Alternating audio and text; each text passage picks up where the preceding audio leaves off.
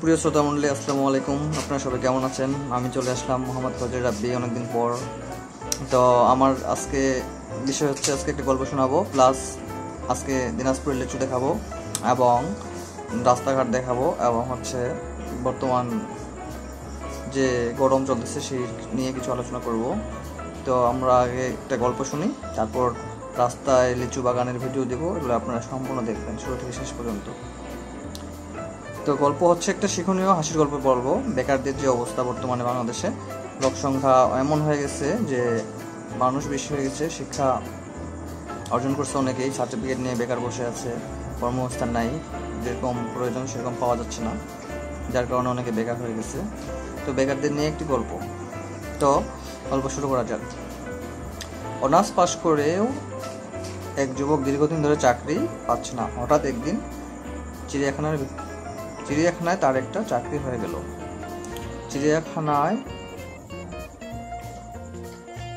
চিড়িয়াখানার বাঘটা হঠাৎ করে মারা যাওয়ায় খাঁচাটা শূন্য পড়ে আছে।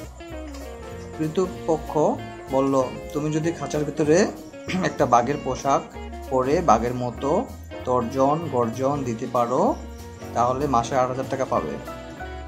এটা তাকে বলল। এটা বলল হচ্ছে চিড়িয়াখানার মালিক বেকার ছেলেটাকে। বেকার ছেলেটা তাতে রাজি হয়ে গেল। রোজ চিড়িয়াখানায় খোলার আগে সে বাঘের পোশাক পরে খাঁচায় ঢুকে পড়ে। দর্শক এলে তাদেরকে তর্জন গর্জন ও আরো নানা কায়দা কুশলত দেখিয়ে ভীষণ আনন্দ দেয়। দেখতে দেখতে চিড়িয়াখানার দর্শক বেড়ে গেল। বাঘের খাঁচার ভিতরে বিরাট ভিড়, বাঘের খাঁচার সামনে বিরাট ভিড় লাগলো এবং ভালো চলছিল দিন। হঠাৎ একদিন হলো বিপত্তি। কায়দা কুশল ভীষণ আনন্দ দেয়। দেখতে দেখতে চিড়িয়াখানা দর্শক বেড়ে গেল, বাঘের খাঁচার সামনে বিরাট ভিড়। চিড়িয়াখানা কর্তৃপক্ষ তার বেতন বাড়িয়ে দিল। হঠাৎ একদিন হয়ে গেল বিপত্তি। বাঘের খাঁচার পাশে ছিল সিংহের খাঁচা। দুই খাঁচার মাঝে একটা লোহার জালের বেড়া ছিল। একদিন সেই বেড়া ধরে লাফিয়ে নেচে কুদতে মজা দেখাতে গিয়ে পুরনো বেড়া ভেঙে সে গিয়ে পড়লো সিংহের খাঁচার ভিতরে। এখন কি হবে? ছেলে তো প্রাণটা বুঝে আর সিংহের হাতেই গেল, সে মনে মনে ভাবতেছে। ভয়ে জুবুথুবু হয়ে খাঁচার এক কোণে বসে দৌড়াদৌড়ি করতে লাগলো বেচারা ছেলেটি। এদিকে সিংহটা কিছুক্ষণ চুপ করে বসে থেকে ধীরে ধীরে উঠে দাঁড়ালো। তারপর আস্তে আস্তে এগিয়ে আসতে লাগলো তার দিকে। ভয় তো তার প্রায় হার্ট অ্যাটাক হওয়ার জোগাড়। এদিকে সিংহটা একেবারে কাছে চলে এসেছে। প্রাণের মায়া ছেড়ে দিয়ে ছেলেটা তখন কালেমা পড়তে শুরু করলো। ঠিক তখনই সিংহটা বলে উঠলো, ভাই এত ভয় পাবেন না, আমি অনার্স পাস বেকার। এই হচ্ছে গল্প। বর্তমানে তারা সিংহ এবং বাঘের অভিনয় করতেছিল। তো আরেকটি গল্প বলি, ছোট গল্প। শ্বশুরকে নিয়ে জামাইকে নিয়ে গল্প। ছেলে শ্বশুর বাড়ি যাবে, বুদ্ধি শুদ্ধি একটু কম, তাই ছেলের মা ভালো করে শিখিয়ে দিল। যে বলল, তোর শ্বশুরের অসুখ, তাই আগে তাকে গিয়ে জিজ্ঞেস করবি কেমন আছেন। উনি হয়তো বলবেন ভালো, তখন বলবি এটাই তো আমাদের কাম্য। তারপর তিনি কি ওষুধ খাচ্ছে, কোথায় চিকিৎসা নিচ্ছে জানতে চাইবি। তিনি কিছু একটা বলবেন, তুই তখন বলবি অতি ভালো ভালো চিকিৎসা, রস খেলে তাড়াতাড়ি সুস্থ হয়ে উঠবেন আশা করি, এটা বলবা। তারপর জিজ্ঞেস করবি কোন ডাক্তার তার চিকিৎসা করাচ্ছেন। ডাক্তারের নাম শুনে বলতে পারবি তো দারুণ ডাক্তার, খুব তাড়াতাড়ি ভালো হয়ে যাবেন, এটা বলবি। আর সব সময় হাসি হাসি মুখ করে থাকবি, কেমন? তো ছেলেটা তখন ঘাড় নাড়িয়ে বললো, ঠিক আছে মা, সমস্যা নেই। তখন শ্বশুরবাড়ি সে চলে গেল। শ্বশুর মশাই অসুখের জ্বালায় শুয়ে ছটফট করতেছেন। জামাই ঘরে ঢুকে হাসতে হাসতে জিজ্ঞেস করলো, কেমন আছেন বাবা? শ্বশুর বলতেছে, বাঁচার ইচ্ছে নেই, এবার মরলেই বাঁচি। জামাই বলে, এটা তো আমাদের কাম্য, তাই কি ওষুধ চিকিৎসা করছেন আপনি? শ্বশুর চটে গিয়ে বলে, গড়ার ডিম।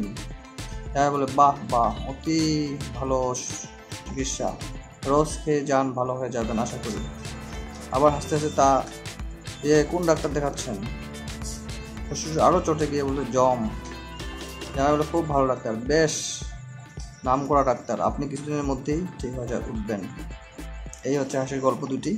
তো আমরা এখন ভিডিও দেখব। এখন আমরা অটোতে চলে যাব এবং লিচু বাগান দেখব। এমন একটা পুকুর দেখাবো যে পুকুরে কোনো পানি নেই, একদম খালি খাকা হয়ে গেছে। বর্তমানে পানির অভাব চলতেছে অনেক জায়গাতেই। তো পানি না থাকলে আমাদের অনেক সমস্যা। বর্তমান অনেক গরম। তো গরমের মধ্যে আমার অনেকগুলো ভিডিও আছে, দেখবেন। স্বাস্থ্য সম্পর্কে অনেক কিছু জানতে পারবেন।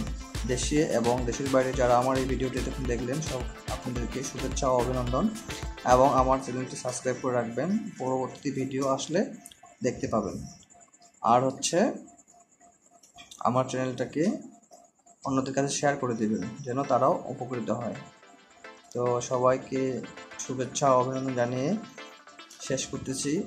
আর আপনারা পুরো ভিডিও শেষেরটা দেখবেন, তারপরে বুঝতে পারবেন যে আসলে লিচু কেমন হচ্ছে বর্তমান, আর হচ্ছে পুকুরে পানি নেই, এই দুটো অংশ আমি দেখাবো।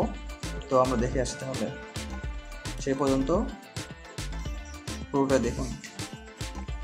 ওকে, দেখে আসি ভিডিও তাহলে। আবারও শুভেচ্ছা ও অভিনন্দন। চলে আসলাম আজকে নতুন একটি ভিডিও নিয়ে। আজকে আমরা দেখাবো লিচু গাছের বর্তমান যে অবস্থা এবং একটি শুকনো খালি পুকুর পড়ে আছে, এই দুইটা জিনিস দেখব। তো দুপাশে অনেক গাছপালা যাচ্ছে, অনেক ভালো লাগতেছে। লিচু বাগান দেখতে যাচ্ছি এবং অটোতে চলে যাচ্ছি, তো অনেক ভালো লাগতেছে।